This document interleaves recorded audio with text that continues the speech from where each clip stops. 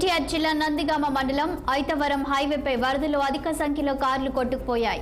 ఈ వాహనాలను క్రేన్ల సహాయంతో యజమానులు బయటకు తీపిస్తున్నారు. క్రేన్ ఆపరేటర్ ఒక్కొక్క వాహనానికి బయటకు తీయడానికి సుమారు 12,000 రూపాయలు తీసుకుంటున్నారని యజమానులు వాపోతున్నారు. ప్రభుత్వం నుంచి తమకు ఏ విధమైన సహాయం అందలేదని యజమానులు ఆవేదన వ్యక్తం చేస్తున్నారు. దీనిపై మరింత సమాచారం మా ప్రతినిధి కృష్ణ అందిస్తారు. కృష్ణ, చెప్పండి. ఎన్టీఆర్ జిల్లా నందిగామ ఐతవరం హైవేపై వరదల్లో కొట్టుకుపోయిన కార్లను క్రేన్ల సహాయంతో తీస్తున్నట్టు తెలుస్తుంది. అయితే ఇంత క్లిష్ట పరిస్థితుల్లో కూడా అక్కడ డబ్బులు వసూలు చేయడం ఏంటి? అంటే ఏదైతే ఎన్టీఆర్ జిల్లా నందిగామ మండలం ఐతవరం హైవేపై అయితే కొన్ని సంఖ్యలో అంటే పెద్ద ఎత్తున 4 వీలర్స్ అన్ని కూడా కొట్టుకుపోతున్న పరిస్థితి మనం చూస్తాను. ఈ వాహనాలన్నింటిలో కూడా క్రెయిన్ ఆపరేటర్ల నుంచి వచ్చి ఏదైతే ఆ క్రెయిన్ ద్వారా అయితే వాటన్నింటిలో కూడా మళ్ళీ ఆ ఒడ్డు మీద తీసుకొచ్చిన పరిస్థితి మనం చూస్తూనే ఉన్నాం. కానీ ప్రధానంగా ఏదైతే వాహనాలు పోయి వాహనదారులంతా చాలా దుఃఖం ఈ వీటన్నిటిపైన చాలా విచారం వ్యక్తం చేస్తుంది. ఈ నేపథ్యంలో ఏదైతే క్రేన్ ఆపరేటర్లు అయితే ఒక్కొక్క దానికి 12,000 రూపాయలు డిమాండ్ చేసి ఆ 12,000 ఇస్తేనే వీటన్నిటిలో కూడా మళ్ళీ రోడ్డు మీదకి తీసుకొస్తామని చెప్పి డిమాండ్ చేయడం చూసుకుంటే చాలా బాధాకరమైన సంఘటన అయితే ఈ ప్రాంతం అంతా అలముకుంది. ఏదైతే ప్రభుత్వం అయితే ఏదైతే ముఖ్యమంత్రి చంద్రబాబు నాయుడు అయితే ప్రధానంగా ఒకటే చెప్తున్నారు, ఎక్కడ ఏ వెహికల్ కూడా సహాయ సహకారాలన్నీ కూడా ఉచితంగానే అందిస్తాము. ఇప్పుడు ఏదైతే వరదల్లో కొట్టుకుపోయినటువంటి వాహనాలతో పాటు ఆటోలు కానీ ఇటు 2 వీలర్లు వీటన్నిటిలో కూడా ప్రభుత్వమే ఆదుకుంటుంది. ఆ ప్రభుత్వము ఏదైతే ఫైర్ సిబ్బంది ద్వారా వీటన్నిటిని మేము క్లియర్ చేయిస్తాము. క్లియర్ చేసిన తర్వాత వీటన్నిటికీ మెకానిక్ల ద్వారా కూడా అన్ని కూడా ఉచితంగా మెకానిక్ చేయిస్తాము.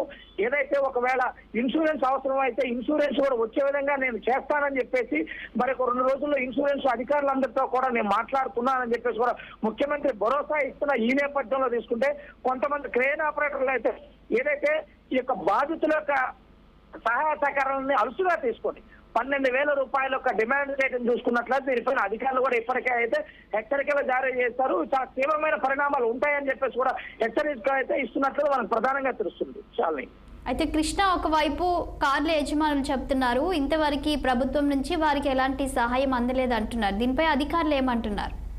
అంటే ప్రస్తుతానికి అయితే ఏదైతే ముఖ్యమంత్రితో పాటు అధికారులందరికీ కూడా ఒక సమీక్ష సమావేశంలో ముఖ్యమంత్రి స్పష్టంగా చెప్పారు.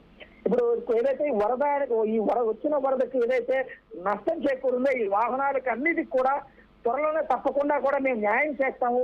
ఆ వెహికల్స్ తో అంటే 4 వీలర్ 2 వీలర్ ఆటో ఏవైతే కొట్టుకుపోయినా ఏవైతే డ్యామేజ్ అన్నిటికీ కూడా తప్పకుండా న్యాయం చేస్తామని ముఖ్యమంత్రి అధికారులతో ఏదైతే ఇప్పుడు ప్రస్తుతానికి ఎవరైతే ఆరోపిస్తున్నారో వీళ్ళందరికీ కూడా త్వరలో అయితే న్యాయం జరుగుతుందని చెప్పేసి అధికారులు కూడా చెప్తున్న పరిస్థితి అయితే మనకి ప్రధానంగా కనిపిస్తుంది. చాలు కృష్ణ, ఇప్పటి వరకు ఎన్ని వాహనాలు బయటకు తీసుంటారు? అంటే ప్రస్తుతానికి అయితే ఈ ప్రాంతంలో ఏదైతే ఈ నందిగామ ప్రాంతంలో అయితే దాదాపుగా ఒక 10 సంఖ్యలో అయితే వాహనాలు అయితే కొట్టుకొచ్చినట్టు మనకు ప్రధానంగా అయితే అర్థమవుతుంది.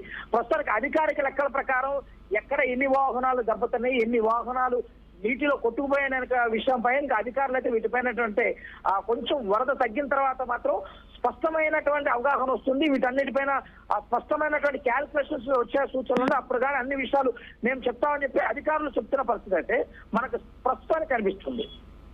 Thank you Krishna.